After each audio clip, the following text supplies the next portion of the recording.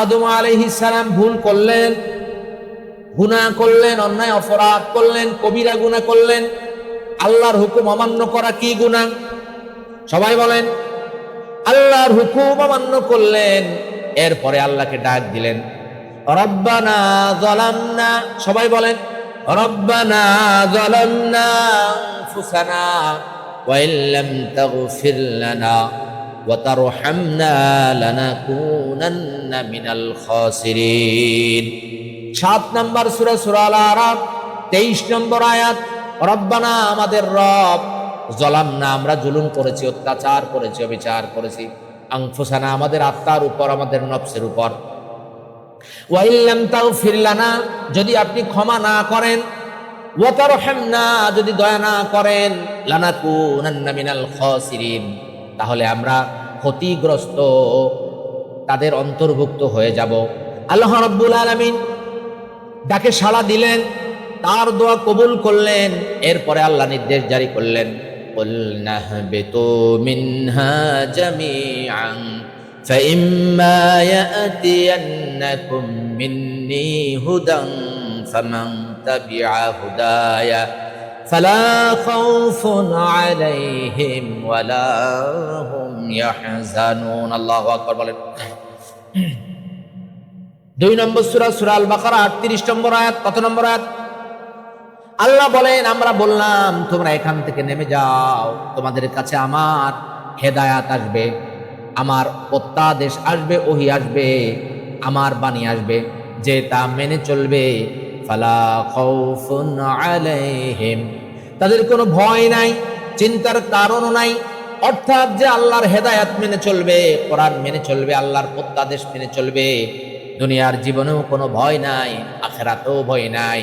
দুনিয়ার জীবনেও চিন্তার কোনো কারণ নাই, আখিরাতেও চিন্তার কোনো কারণ নাই। সুবহানাল্লাহ। নবী ইউনূস আলাইহিস সালাম, তিনিও ভুল করে বসলেন, অন্যায় করে বসলেন, মাছের পেটে চলে গেলেন, সেখান থেকে আল্লাহকে স্মরণ করলেন। 21 নম্বর সূরা সূরা আল আম্বিয়া 87 নম্বর আয়াত। তিনি বললেন, লা ইলাহা ইল্লা আনতা সুবহানাকা, সবাই বলেন, লা ইলাহা ইল্লা আনতা সুবহানাকা ইন্নী কুনতু মিনাজ জালিমিন।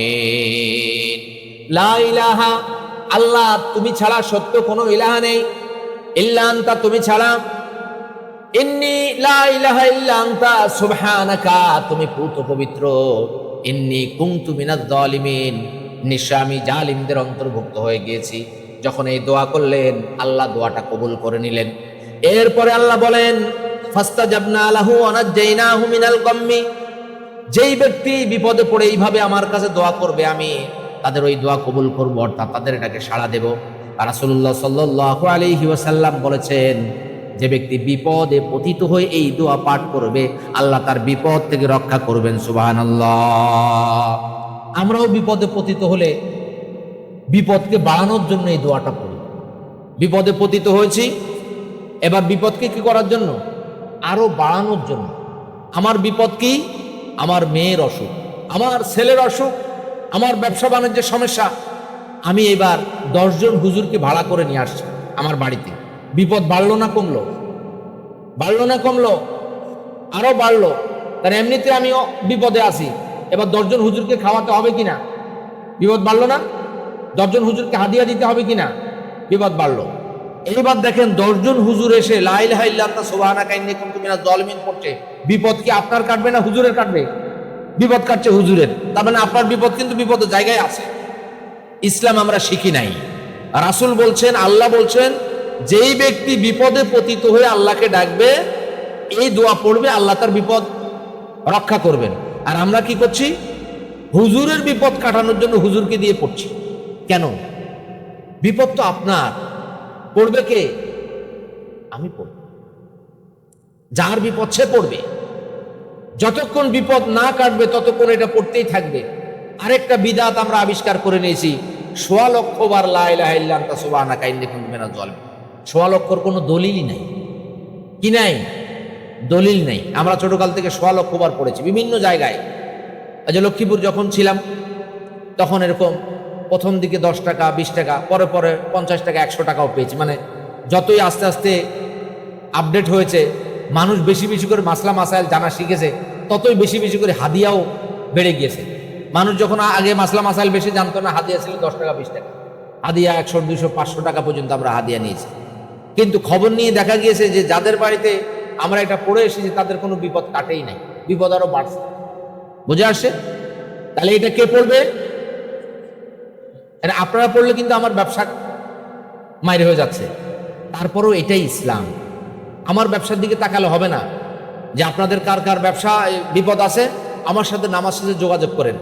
তো 10 মুসল্লি এসে বললো যে হুজুর আমার এই বিপদ আছে, তো ঠিক আছে, আগামী সপ্তাহে আমি যখন আসবো আরো 10 জন হুজুরকে আপনারা খবর দিয়ে আনবেন, আমরা সবাই মিলে গোল হয়ে বসে আপনার সাথে থাকবেন, লা ইলাহা ইল্লা আনতা সুবহানাকা আমরা পড়ে আমাদের বিপদটা একটু কাটানোর চেষ্টা করব। তাহলে এটা হলে লাভ টাকা, আমার লাভ, আপনার লস। কিন্তু এটা ইসলাম না। এটা কি না? এটা ইসলাম না।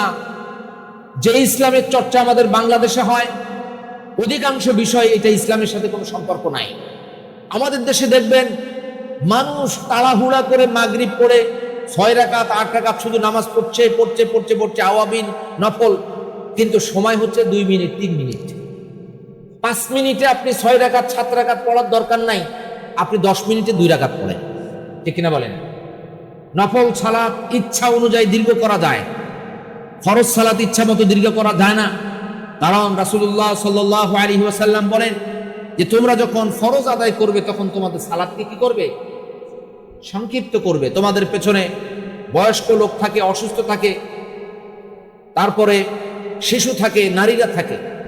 রাসূলুল্লাহ সাল্লাল্লাহু আলাইহি ওয়াসাল্লাম শিশুদের কান্না শুনে অনেক সময় সালাতকে সংক্ষিপ্ত করতেন এবং তিনি নির্দেশও দিয়েছেন। পাশাপাশি এও নির্দেশ দিয়েছেন যখন তোমরা একাকী সালাত আদায় করো তখন ইচ্ছা মতো দীর্ঘায়িত। সুবহানাল্লাহ বলেন। আর আমরা একাকী নামাজ পড়লেই দ্রুত করি, ইমামের সাথে যাই হোক, মাগরিব পড়লাম 5 মিনিটে, মাগরিবের পরে 2 রাকাত নফল, 6 রাকাত আওয়াবিন, আরো 2 রাকাত নফল, তাহলে কয় রাকাত হলো? 6 আর 4 10 রাকাত হলো। 10 রাকাত পড়তে 4 মিনিট। কয় মিনিট? 4 মিনিট। 4 মিনিটে 10 রাকাত পড়ে কোনো ফায়দা নাই। 10 মিনিটে 2 রাকাত পড়েন। 10 মিনিটে কয় রাকাত পড়বেন? 2 রাকাত পড়বেন। এক রুকু দিবেন অনেক লম্বা, এক সাজদা দিবেন অনেক লম্বা। নফল সালাতে ইচ্ছা মতো আপনি সাজদাকে রুকুকে লম্বা করতে পারবেন, আল্লাহর সাথে সম্পর্ককে আপনি বেশি করতে পারেন। কারণ সাজদায় গেলেই তো আল্লাহ আমার আপনার কাছাকাছি হয়, বেশি নিকটে আসে, ঠিক কিনা বলেন? সাজদায় গেলেই যদি আল্লাহ নিকটবর্তী হয়, বেশি নিকটে থাকে, তো আপনি লম্বা সাজদা দেন, ঠিক কিনা বলেন? একজন এমপির সাথে সাক্ষাৎ করার জন্য, আপনার প্রিয় ব্যক্তির সাথে সাক্ষাৎ করার জন্য ঘন্টার পর ঘন্টা আপনি দাঁড়িয়ে থাকেন, আল্লাহর জন্য কি একটু সাজদায় থাকা যাবে না? থাকা যাবে কিনা? ইচ্ছা মতো লম্বা করবেন সাজদাকে। তারপরের পয়েন্ট হচ্ছে আল্লাহকে স্মরণ করলে আল্লাহও স্মরণ করেন। আমি যখন আল্লাহকে স্মরণ করব, আল্লাহও কি করবেন? আমাকে স্মরণ করবেন। সুবহানাল্লাহ। ফাযকুরুনি আযকুরকুম ওয়াশকুরুলি ওয়ালা তাকফুরুন। ফাযকুরুনি, অতএব তোমরা আমাকে স্মরণ করো, আমার জিকির করো। আযকুরকুম, আমিও তোমাদেরকে স্মরণ করব, অর্থাৎ তোমাদের জিকিরের প্রতিফল প্রতিদান আমি তোমাদেরকে দেব। সূরা আল বাকারা 2 নম্বর সূরা 152 নম্বর আয়াত। এই আয়াতে আল্লাহ বলেছেন ওয়াশকুরুলি ওয়ালা তাকফুরুন, আর আমার কৃতজ্ঞ হও, অকৃতজ্ঞ হয়ো না। আমার প্রতি কৃতজ্ঞ হও। একদিন এই দুনিয়ায় তোমার কোনো চিহ্ন ছিল না, কোনো নাম ছিল না, ঠিকানা ছিল না, কোনো অস্তিত্বই ছিল না। হাল আতা আলাল ইনসানি হিনুম মিনাদ দাহরি লাম ইয়াকুন শাইআম মাযকুরা। 76 নম্বর সূরা, সূরা দাহর 1 নম্বর আয়াত। আল্লাহ রাব্বুল আলামিন বলেন, মানুষের জীবনে এমন কি সময় ছিল না যখন সে উল্লেখযোগ্য কোনো বস্তুই ছিল না, কোনো ব্যক্তি ছিল না। মনে করেন আপনার বয়স এখন 13 বছর, আল্লাহ আপনার একটা সন্তান লিখে রেখেছে, ওই সন্তানের কি এখন কোনো অস্তিত্ব আছে? আছে? কবে আপনি বিয়ে করবেন এরপর অস্তিত্ব আসবে। ওই যে আল্লাহ রাব্বুল আলামিন আপনাকে আমাকে স্মরণ করিয়ে দিচ্ছেন যে মানুষের এমন একটা সময় ছিল, মানুষ তখন উল্লেখযোগ্য কোনো কিছুই ছিল না। এরপরে এই সূরার 3 নম্বর আয়াত, কত নম্বর আয়াত? 3 নম্বর আয়াত আল্লাহ বলছেন, ইন্না হাদাইনাহুস সাবিলা ইম্মা শাকিরান ওয়া ইম্মা কাফুরা। আমরা পথ দেখিয়ে দিয়েছি, অর্থাৎ আমি আল্লাহ নিজেই তোমাদেরকে পথ দেখিয়ে দিয়েছি। চাইলে এখন তুমি কৃতজ্ঞ হতে পারো, আবার চাইলে অকৃতজ্ঞ হতে পারো। তোমাকে আমি স্বাধীনতা দিয়ে দিলাম। তুমি চাইলে আমার ইবাদত বন্দেগী করতে পারো, আমার কাছে নত হতে পারো, আবার চাইলে তুমি আবু জাহেল, আবু লাহাব, উতবা, সাইবা, ফেরাউন, হামান তাদের মতো তুমি অকৃতজ্ঞ হয়ে যেতে পারো। তোমার ইচ্ছা, তোমাকে আমি স্বাধীনতা দান করলাম। আল্লাহ রাব্বুল আলামিন বলেন, ওয়াশকুরু লি ওয়ালা তাকফুরু, আমার প্রতি কৃতজ্ঞ হও, ওয়ালা তাকফুরুন, কৃতজ্ঞ হও না। তোমার নাম ছিল না, একটা নাম হলো, তুমি হাঁটতে জানতে না, হাঁটতে পারো। তোমার চোখ ছিল না, এখন দেখতে পাও। তোমার কথা ছিল না, আমি কথা বলার সামর্থ্য দান করেছি। দুনিয়ায় তোমার কেউ ছিল না, যখন তোমার কেউ ছিল না তখন ছিলাম আমি। এখন তোমার সব হয়েছে, পর হয়েছে আমি, ঠিক কিনা বলেন? যখন দুনিয়ায় এমন এক সময় আমি ছিলাম, এমন এক স্থানে ছিলাম, আল্লাহ ছাড়া দেখার আমার কেউ ছিল না। দুনিয়ার জীবনে যখন আমি আসলাম, কান্না ছাড়া আমার কোনো ভাষা নাই। আল্লাহ রাব্বুল আলামিন মায়ের অন্তরের ভিতরে এমন একটা মহব্বত সৃষ্টি করে দিয়েছেন যে বাচ্চা কাঁদতে দেরি, মা দৌড়ে আসতে দেরি নাই, কাঁদতে দেরি, দুধ খাওয়াতে দেরি নাই। বাচ্চার কোনো ভাষা নাই। মা আমাকে দুধ দাও, গলা শুকিয়ে যাচ্ছে, আমি আর শুতে পারছি না, আমার অনেক ক্ষুধা পেয়েছে।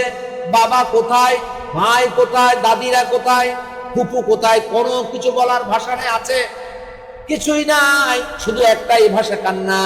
আল্লাহ রাব্বুল আলামিন ওই কান্নার ভাষা থেকে ওই বান্দাকে এমন একটা পর্যায়ে পৌঁছে দিয়েছেন। আল্লাহ বলেন, ওয়াইন তাউদ্দু নি'মাতাল্লাহি লা তুহসুহা, বান্দা আমি তোমাকে এত এত নিয়ামত দান করেছি, এই নিয়ামত তুমি গুণে গুণে শেষ করতে পারবে না। সুবহানাল্লাহ, নিয়ামত গুণে শেষ করা যাবে না। এই আমার মুখের ভাষা একটা নিয়ামত, আমার দেখা একটা নিয়ামত, আমার শোনা একটা নিয়ামত, আমার হাঁটা একটা নিয়ামত, আমার মা একটা নিয়ামত, আমার বাবা একটা নিয়ামত, আমার সন্তান নিয়ামত, আমার এই সালাত আদায় করা নিয়ামত। আল্লাহ বলছেন যে এত এত নিয়ামত তুমি গুণে গুণে শেষ করতে পারবে না। সুবহানাল্লাহ, আরো জোরে বলি সুবহানাল্লাহ। নিয়ামত কি গুণে শেষ করা যাবে? আল্লাহ আপনাকে আমাকে কিভাবে স্মরণ করেন দেখেন। আমি আল্লাহকে স্মরণ করব, আল্লাহ আমাকে স্মরণ করবে। আমি আল্লাহকে স্মরণ করলে আল্লাহ আমাকে কিভাবে স্মরণ করে? আমি যখন সালাতে দণ্ডায়মান হই, আলহামদুলিল্লাহি রাব্বিল আলামিন, সালাতে দণ্ডায়মান হলাম, আমি সালাতের ভিতরে এই সূরাটা শুরু করলাম। আমি আল্লাহকে বললাম, আল্লাহ সমস্ত প্রশংসা তোমার, সমস্ত প্রশংসা আল্লাহর জন্য, যিনি সৃষ্টিকুলের রব। কিসের রব? সৃষ্টিকুলের রব। এটা যখন বললাম, আমার আল্লাহ তখন কি বলেন জানেন? আল্লাহ বলেন, হামিদানি আব্দি, আমার বান্দা আমার প্রশংসা করছে। সুবহানাল্লাহ। দুনিয়ার কোনো মা নাই, কোনো বাবা নাই, কোনো বন্ধু নাই, কোনো শিক্ষক নাই, কোনো দলের নেতা নাই যে আপনি দিনের ভিতরে 5 বার বলবেন আর 5 বার আপনার উত্তর দেবে। একটা নেতা বলবে করে দল থেকে বহিষ্কার করো, সারাদিন খালি এক কথা বলে, সারাদিন আমার প্রশংসা করে, চাটুকার, দল থেকে বাইর করো। আপনি দিনের ভিতরে 5 বার বলেন, মা তুমি ভালো, তুমি ভালো, মা বলেন ওই কথা আর বলিস না, সকালে একবার হয়েছে, দুপুরে একবার হয়েছে, বিকালে আবার সন্ধ্যায়, এতবার তোর কথার উত্তর দেওয়া যাবে না। আল্লাহ বলেন, যখনই বান্দা তুমি সালাতে দণ্ডায়মান হবে, ফজর, জোহর, আসর, মাগরিব, এশা না, তুমি নফল আদায় করার জন্য যখন দণ্ডায়মান হবে, আলহামদুলিল্লাহ বলতে দেরি, আমি আল্লাহ উত্তর দিতে দেরি হবে না। সুবহানাল্লাহ বলেন। আমি বলবো আলহামদুলিল্লাহি রাব্বিল আলামিন, আল্লাহ বিরক্ত হন না। রাসূলুল্লাহ সাল্লাল্লাহু আলাইহি ওয়াসাল্লাম বলেন, বান্দা ইবাদত করতে করতে যতক্ষণ বিরক্ত না হয়, আমার আল্লাহ ততক্ষণ বিরক্ত হন না। অর্থাৎ আপনি যদি দিনরাত 24 ঘন্টা আল্লাহকে ডাকতে পারেন, আল্লাহ 24 ঘন্টায় আপনার উত্তর দিতে প্রস্তুত আছে। সুবহানাল্লাহ। আপনি বলবেন আর রহমানির রহিম, আল্লাহ বলেন আসনা আলাইয়া আব্দি, বান্দা আমার গুনাহবলি পেশ করছে। আল্লাহু আকবার বলেন। আপনি বলবেন মালিক ইয়াউমিদ্দিন, আল্লাহ তখন উত্তর দেয় মাজ্জাদানি আব্দি, আমার বান্দা আমার মর্যাদার কথা, আমার মর্যাদা পেশ করছে। সুবহানাল্লাহ। এইভাবে আমার আল্লাহ আপনাকে আমাকে স্মরণ করেন। সহিহ বুখারী 4563 নম্বর হাদিস। কত নম্বর হাদিস? আমার আল্লাহ আপনাকে আমাকে এমন ভাবে স্মরণ করেন, রাসূলুল্লাহ সাল্লাল্লাহু আলাইহি ওয়াসাল্লাম বলেন, কেউ যদি এক বিগত আল্লাহর দিকে অগ্রসর হয়, কয় বিগত? এক বিগত অগ্রসর হয়, আল্লাহ এক হাত অগ্রসর হয়। কেউ যদি এক হাত আল্লাহর দিকে অগ্রসর হয়, আল্লাহ 2 হাত অগ্রসর হয়। এর অর্থ এই না যে আমি সামনের দিকে 2 হাত দিলে আল্লাহ সামনের দিকে আসবে। এটা একটা উপমা, এটা একটা উপমা। অনেকে বলে না তুমি মাজা পানিতে নামো, তোমার জন্য আমি বুক পানিতে নামবো। আসলে কি মাজা পানিতে নামা লাগে? মাজা পানিতে নামা লাগে না। অর্থাৎ তুমিও একটু অগ্রসর হও, আমিও একটু অগ্রসর হই, কিন্তু আমি আপনার চাইতে আমার আল্লাহ আরো বেশি আপগ্রেড। আপনি যতটুকু অগ্রসর হবেন, আমি যতটুকু অগ্রসর হব, তার চাইতে অধিক বেশি আমার আল্লাহ অগ্রসর হন। সুবহানাল্লাহ।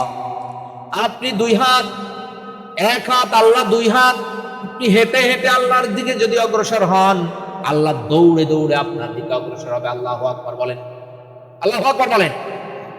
এজন্য আমার আল্লাহ কখনো আপনাকে আমাকে তিনি ভুলে যান না, কখনো আল্লাহ আপনাকে আমাকে ছেড়ে যান না। আল্লাহ তাআলা এমন সত্তা যে তিনি সব সময় আপনাকে আগলে রাখেন, সব সময় আগলে রাখবেন। আমার মা আমাকে ছেড়ে যেতে পারে, আমার বাবা আমাকে ছেড়ে যেতে পারে, আমার ভাই, আমার বোন, আমার বন্ধু, আমার শিক্ষক, আমার স্যার, আমার ওস্তাদ আমাকে ছেড়ে যেতে পারেন, কিন্তু আমার আল্লাহ আমাকে কখনো ছেড়ে যাবেন না। আল্লাহু আকবার বলেন। হাসবুনাল্লাহু নি'মাল ওয়াকিল, নি'মাল মাওলা ওয়া নি'মান নাসির। হাসবুনাল্লাহু নি'মাল ওয়াকিল, আল্লাহ আমাদের জন্য যথেষ্ট। আল্লাহু আকবার বলেন। আল্লাহ আপনার আমার জন্য যথেষ্ট। একটু আগে যে হাদিস নাম্বারটা বললাম 4563, এইটা কথা বলার সাথে সাথে মনে পড়লো যে এই হাদিসটা এই নাম্বারের। আরো যে বললাম 1 হাত অগ্রসর হবে, ওটার নাম্বার হচ্ছে 7505 নাম্বার। কারণ ওটা বলার পরে আমার ব্রেনের ভিতরে এইভাবে টাওয়ারে যেইভাবে বাড়ি মারে ওইভাবে একটা বাড়ি মেরেছে। হুজুর একটু ভুল হচ্ছে। ওই হাদিসটা 7505 আর এই হাদিসটা কত?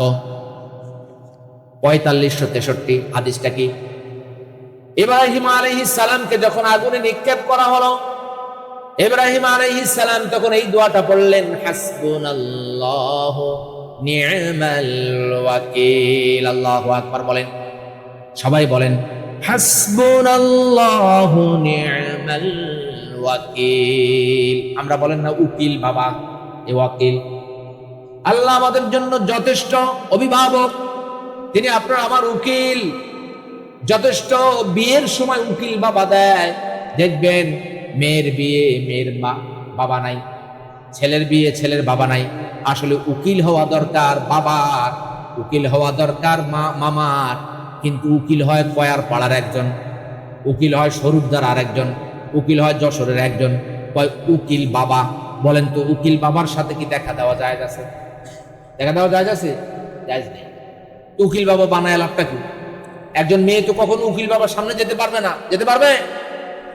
আর আমাদের দেশে নিজের বাবাকে এত আদর করে না, উকিল বাবারে যত আদর করে। উকিল বাবারে যত আদর করে তার চাইতে বেশি আদর করে পীর বাবারে। ঠিক কিনা বলেন? সব ঘর দরজা ধার পোষ করা হচ্ছে, সব ফিটপাট করা হচ্ছে, কেনাকাটা করা হচ্ছে, ছাগল কিনা হচ্ছে, গরু কিনা হচ্ছে। উদ্দেশ্য কি? আমার পীর বাবা আমার বাড়িতে আসবে। কি বাবা? পীর বাবা। বাবারে ভাত দেয় না, মায়েরে ভাত দেয় না, পীর বাবার জন্য অস্থির। কি বাবার জন্য অস্থির? পীর বাবার জন্য অস্থির। আসলে উকিল বাপও কোনো বাপ না, পীর বাবাও কোনো বাবা না, জন্মদাতা বাবাই বাবা। এখন অনেকে দলিল দিবেন যে আমরা রাস্তাঘাটেও তো অনেককে বাবা বলি, ওটা রূপক অর্থে বাবা বলি, তাই না? যে বাবা একটু জায়গা দেন তো, এই দলিল এই জায়গায় আনলে চলবে না, ওটা একবার বলেছি। আর ওই পীর বাবাকে আব্বাজান আব্বাজান বলতে বলতে মানুষের মুখে থুতু উঠে যায়, ঠিক না বলেন? পীরকে কেউ ভাই বলে? আসলে পীর হচ্ছে ভাই। পীর কি ভাই? দলিল কোথায়? দলিল কোরআনে 49 নম্বর সূরা 10 নম্বর আয়াত, ইন্নামাল মুমিনুনা ইখওয়া, মুমিনগণ পরস্পর পরস্পরের ভাই। তাহলে কি পীর বাবা নাকি পীর ভাই? ও পীর ভাই তো আবার আরেকজন, পীর বাবা একজন, পীর ভাই কি আরেকজন। আসলে যিনি পীর বাবা উনি পীর ভাই। উনি কি? ওনাকে পীর বাবা বলা যাবে না। কেউ যদি আপনাকে কোরআন শিখায়, ইসলাম শিখায়, তাওহীদ শিখায়, তাহলে তার কাছে যাওয়া যাবে। তাকে যদি মানুষ পীরও বলে তাও তার কাছে যাওয়া যাবে। আর কেউ যদি আপনাকে কোরআন না শিখায়, ইসলাম না শিখায়, তাওহীদ না শিখায়, সারা বিশ্বের মানুষ যদি তাকে ভালো বলে, পীর বলে, কুতুবে রব্বানি, যুগের মুজাদ্দিদ, দেখবেন আমাদের দেশে একজন অধ্যক্ষের এত উপমা নাই, এত কিছু নাই। কুতুবে রব্বানি, তারপরে ইমামে হামদানি, জামানার মুজাদ্দিদ, শাইখুল আজম, এত এত উপাধি। একজন পীর সাহেব আসছেন, তো এরকম বলতে বলতে যাচ্ছেন, লোকজন বলছেন যে পীর সাহেবের নাম কি? নামটাই তো বলছে। তো আপনাদের এই ভ্যান গাড়িতে আমি দৌড়াতে দৌড়াতে 2 মাইল আসছি, এখন পীর সাহেবের নামই তো শুনতে পারলাম না। কয়ের পালা পার হোক, তারপর ইনশাল্লাহ নামটা শুনতে পারবেন। অর্থাৎ পীর সাহেবের এত বড় নাম, কুতুবে রব্বানি, তারপরে জামানার মুজাদ্দিদ, শায়েখে আজম, এগুলা বলতে বলতে বলতে বলতে এখান থেকে এই যে সিরিয়াল ধরছে না কিলোমিটার, এখন সিরিয়াল, তেল নেওয়া সিরিয়াল, এরকম সিরিয়াল সব শেষ হয়ে যাচ্ছে, পীর সাহেবের নামটাই আপনি জানতে পারলেন, ঠিক না বলেন? আসলে যে যত বড় ব্যক্তি তার নাম তত ছোট। আল্লাহ কত বড়, মহান, বিশাল। আল্লাহর নাম কি? আল্লাহ ছোট না? আল্লাহ না রহমান রহিম, তাই না? ছোট ছোট নাম। তার মানে কি? আল্লাহর নাম যদি এত বড় হয়, মানুষ বলবে কি? হুজুরে যে নামটা বলছিলেন ওইটাই। একজনে নিয়ত শিক্ষা দিছে, মামির কাছে কি গেছে? নিয়ত শিখতে গেছে। এখন মামি নিয়ত শিক্ষা দিছে অনেক লম্বা, আল্লাহ আমি কিবলার দিকে ফিরিয়া মাগরিবের 3 রাকাত ফরজ নামাজ পড়ার জন্য দাঁড়াই আছি, আল্লাহু আকবার। তো এই লোকের এটা ভুলে গেছে, অনেক মাস্ক করছে, বয়স হয়ে গেছে, ভুলে গেছে। নামাজে দাঁড়াইছে, দাঁড়ায় বলতেছে মামি যেটা বলছিল ওইটাই আল্লাহু আকবার, মামি যেটা বলছিল ওইটাই আল্লাহু আকবার। তাহলে আল্লাহর নাম যদি এত বড় হইতো, তাহলে মানুষ কি বলতো? যে খতিব সাহেব যেটা বলছে ওইটাই, ঠিক কিনা বলেন? অতএব নাম হবে ছোট। কোরআনের নাম দেখেন, কোরআন, নূর, হুদা, বুশরা, জিকির, ছোট ছোট নাম না? তানজিল, ছোট ছোট নাম। নবীদের নাম দেখেন, নূহ, আদম, নূহ, ইব্রাহিম, ঈসা, মূসা, মুহাম্মদ, আহমদ, ছোট ছোট নাম না? আল্লাহু আকবার বলেন। অতএব আপনাকে আমাকে ইসলাম শিখতে হবে, কোরআন শিখতে হবে, আপনাকে আমাকে ধর্ম শিখতে হবে কোরআন এবং সুন্নাহ থেকে। কি থেকে শিখতে হবে? কোরআন এবং সুন্নাহ থেকে শিখতে হবে।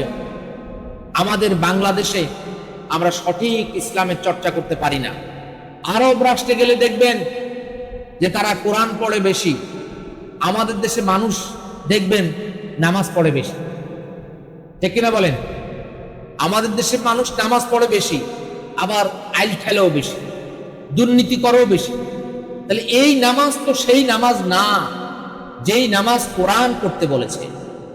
29 নম্বর সূরা 45 নম্বর আয়াত, ইন্নাস সালাতা তানহা আনিল ফাহশাই ওয়াল মুনকার। নিশ্চয়, চাটেনলি, শিউরলি, অবশ্যই অবশ্যই সালাত যাবতীয় অন্যায় অশ্লীলতা থেকে ফিরিয়ে রাখে। নামাজ পড়তে পড়তে কপালে দাগ পড়ে গেছে, এখন সত্য কথা ধরা হয় নাই, ঠিক না বলেন? এখনো হালাল রিজিকে আসা হয় নাই, এখনো ছেলে মেয়ের সাথে ভালো ব্যবহার করা হয় নাই, এখন স্ত্রীর সাথে উত্তম ব্যবহার করা হয় নাই। তাহলে এই নামাজ তো কোরআনের নামাজ না, এই নামাজ হচ্ছে আমাদের বাংলাদেশি নামাজ। কি নামাজ? বাংলাদেশি নামাজ, মেড ইন বাংলাদেশ। এটা কোরআনের নামাজ, ইসলামের নামাজ না। কোরআনের নামাজ, কোরআনের সালাত, ইসলামের সালাত, আল্লাহর সালাত, রাসূলুল্লাহ যেই সালাত আদায় করে ওই সালাত যদি কেউ আদায় করে, আল্লাহ গ্যারান্টি দিয়ে বলছেন, কি দিয়ে বলছেন? সবাই বলেন, গ্যারান্টি দিয়ে বলছেন নিশ্চয়, ইন্নাস সালাত, নিশ্চয়, চাটের নিশ্চয়লি, নিশ্চয় সালাত যাবতীয় অন্যায় অশ্লীলতা থেকে ফিরিয়ে রাখে। কই, আমাদেরকে তো ফিরায় না, আমাদেরকে তো আরো বড় বড় মৃত্যুক বানাচ্ছে, আমাদেরকে তো আরো বড় বড় ওজনে কম দেওয়া বানাচ্ছে, সুদ খাওয়া বানাচ্ছে। এই কারণে দোষ নামাজের না, দোষ আপনার আমার। আমরা নামাজ আদায় করা শিখিনি। নামাজ নিয়ে যত আমরা তর্ক করি, মতানৈক্য করি, আমাদের বাংলাদেশ, ভারত, পাকিস্তান ছাড়া বিশ্বের কোথাও নামাজ নিয়ে এত তর্ক নাই। বুকে হাত দিবেন না, নাভির নিচে হাত দিবেন, আমিন বলবেন না, আস্তে বলবেন। নামাজ নাই, মুসল্লির নামাজ নিয়ে দ্বন্দ্ব আছে। নামাজ নাই, নামাজ নিয়ে কি আছে? দ্বন্দ্ব আছে। এই মসজিদে নামাজ পড়া যাবে না, কেন? এই মসজিদে রফুল আদাইন করে না। ওই মসজিদে নামাজ পড়া যাবে না, কেন? ওই মসজিদে রফুল আদাইন করে। ওই মসজিদে নামাজ পড়া যাবে না, কেন? ওই মসজিদে মুনাজাত দেয় না। আপনি দেখবেন যে কোরআনে কি বলা আছে, সুন্নায় কি বলা আছে। কোরআন সুন্নার সাথে যদি মেলে, তাহলে আপনাকে বুঝতে হবে যে সঠিক। আমাদের দেশে ছোটকাল থেকে আমরা একটা বিষয় শিখে আসছি যে কোনো না কোনো গ্রুপের সাথে, দলের সাথে থাকতেই হবে, যেতেই হবে। আপনি লিখে রাখেন, জেনে রাখেন, দলাদলি ইসলামে নাই। কোনো গ্রুপ, কোনো দলের সাথে আপনি থাকবেন না। তবে সবাইকে সম্মান মর্যাদা দিতে হবে, এই জিনিসটা আপনাকে শিখতে হবে। একজন তাবলীগ করে, সম্মান দিবেন। চরমনা করে, সম্মান দিবেন। জামাত করে, সম্মান দিবেন। যে যেটা করে, শুধুমাত্র তাকে সম্মান দেওয়া যাবে না যে বিদআত করে আর শিরক করে, তাকে সম্মান দেওয়া যাবে না। হ্যাঁ, এই দুইটা জিনিসকে পরিহার করতে হবে। এছাড়া ভুল ত্রুটি সবারই আছে। ভুল ত্রুটি কি? সব গ্রুপে, সব দলের ভিতরে আছে। এই কারণেই মানুষ বলা হয় ইনসান নাসিয়াতুন থেকে, অর্থাৎ ভুল করে। মানুষের খাসলতি হচ্ছে ভুল করা, আর আল্লাহর খাসলত হচ্ছে ক্ষমা করা। সুবহানাল্লাহ। মানুষের খাসলত কি? ভুল করা, আর আল্লাহর তরিকা পদ্ধতি হচ্ছে মানুষকে ক্ষমা করে দেওয়া। অতএব আপনাকে আমাকে ইসলাম শিখতে হবে, কোরআন শিখতে হবে, সুন্নাহ শিখতে হবে, সালাত শিখতে হবে কোরআন এবং সুন্নাহ থেকে, এর বাইরে থেকে না। আমাদের বাংলাদেশে যেগুলো চলছে, এগুলো কোরআন সুন্নাহর বাইরে। কোরআন সুন্নাহর বাইরে গিয়ে আমরা ফরজের চাইতে নফলের গুরুত্ব বেশি। ঠিক না বলেন? রাস্তার ডান দিক থেকে হাঁটা খুব গুরুত্বপূর্ণ। হাঁটতে হাঁটতে যে আপনি মিথ্যা কথা বলছেন, ওটার কোনো গুরুত্ব নাই। রাস্তার ডান দিকে হাঁটা খুব গুরুত্বপূর্ণ কাজ, সুন্নত। হাঁটতে হাঁটতে বদনাম গাইতে গাইতে যাচ্ছেন, আরেকজনের বিপদ গাইতে গাইতে যাচ্ছেন, ওটার কোনো গুরুত্ব নাই। এই কারণে ইসলাম শিখতে হবে তপার হইতে, সঠিক রাস্তা ইসলাম শিখতে হবে। যে আমি রিজিকটা আমার হালাল হবে, রিজিকটা কি হবে? হালাল হবে। আমার ইসলামটা পিওর হবে, আমার আমলটা পিওর হবে। তাহলে আমার বেশি আমল না হলেও অল্প আমল, আখলিস দীনাকা ইয়াকফিকাল আমালুল কলিল, তোমার ইমানকে খাঁটি করো, নাজাতের জন্য কি অল্প আমল যথেষ্ট। কিয়ামতের ময়দানে আমল গণা হবে না, আমল কি করা হবে? সবাই বলেন, ওজন করা হবে। কি করা হবে? ওজন করা হবে। এমনও হতে পারে একজনের 1 লক্ষ আমল, ওই ব্যক্তির আমল হচ্ছে 100 গ্রাম, আরেকজন ব্যক্তির হচ্ছে আমল হচ্ছে 10টা, আমল হচ্ছে হয়তো 500 কেজি। হতে পারে না? আল্লাহ ওজন করবে, কিসে ওজন করবে আমরা জানি না।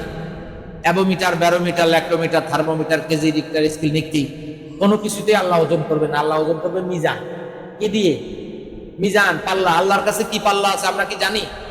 আর আল্লাহ কি দিয়ে ওজন করবে আল্লাহ ভালো জানে। একটা উদাহরণ দিলাম। আল্লাহ তাআলা আপনাকে আমাকে তৌফিক দান করুন, আমরা যেন কোরআনের পথে, ইমানের পথে, সহিহ সুন্নাহর পথে, সঠিক পথে এগিয়ে যেতে পারি, সঠিক ইসলাম শিখতে পারি। মানুষের প্রতি কোনো বিদ্বেষ, হিংসা, এগুলো আমরা যেন না রাখি, এবং নিজে শিখব, পরিবার পরিজনকে শিখাবো, নিজের সমাজকে পরিবর্তন করার চেষ্টা করব। নিজে পরিবর্তন হব, পরিবারকে পরিবর্তন করব, সমাজকে পরিবর্তন করব। রাসূলুল্লাহ সাল্লাল্লাহু আলাইহি ওয়াসাল্লাম তিনি যখন আলোয় আলোকিত হলেন, কোরআন হচ্ছে নূর, তিনি আলোয় আলোকিত হলেন, হেরা গুহায় গিয়ে, জাবালে নূরে গিয়ে তার নূর ছড়িয়ে দিয়ে পুরো আরব থেকে তিনি অন্ধকার দূরীভূত করে সব আলোয় আলোকিত করে দিলেন। সে আলো পৃথিবীময় ছড়িয়ে গেল, কিয়ামত পর্যন্ত রাসূলের সেই আলো সারা বিশ্বকে আলোকময় করবে। আল্লাহু আকবার বলেন। আমরা নিজেরাও এমন চেষ্টা করি যে নিজেরাও আলোকিত হব, পরিবারকে, সমাজকে, রাষ্ট্রকেও কি করব? আলোকিত করবে। এমন যেন না হয় যে নিজেরাও বোঝা, পরিবারকেও বোঝা বানাবো, সমাজকেও বোঝা বানাবো, রাষ্ট্রের জন্য আমি একটা বোঝা হবো, এমন যেন না হয়। আল্লাহ তাআলা আপনাকে আমাকে ক্ষমা করে দিক, আমাদের মা বাবাকে ক্ষমা করে দিক, আত্মীয় স্বজন সবাইকে ক্ষমা করে দিক। আজকে একটা দোয়া পাঠ করা হয়েছে, এই দোয়াটা আপনারা মনে রাখবেন। লা ইলাহা, সবাই বলেন, ইল্লা আনতা সুবহানাকা ইন্নী কুনতু মিনাজ জালিমিন। 21 নম্বর সূরা 87 নম্বর আয়াত। যখনই বিপদে পড়বেন এই দোয়া পাঠ করবেন। বিপদে পড়লে অন্যকে দিয়ে পাঠ করাবেন না, নিজেই পাঠ করবেন। পারা যাবে না ইনশাআল্লাহ? আমিন আমিন ওয়া আখিরু দাওয়ানা।